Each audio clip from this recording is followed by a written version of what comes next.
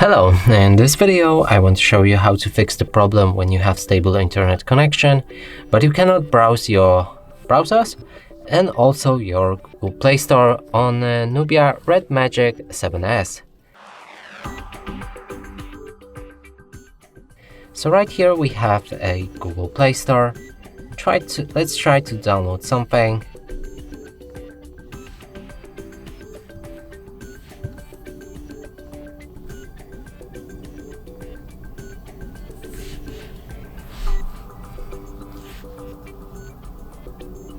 And the download starts, but it's in a pending mode and won't start actual download. And here there's also Google Chrome somewhere,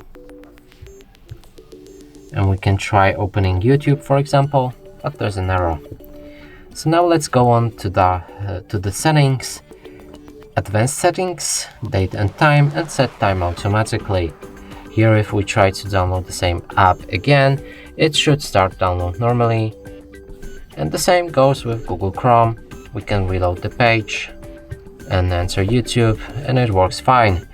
And that's it for this video. Hope you like it. Please consider subscribing to our channel, leave a like and a comment below.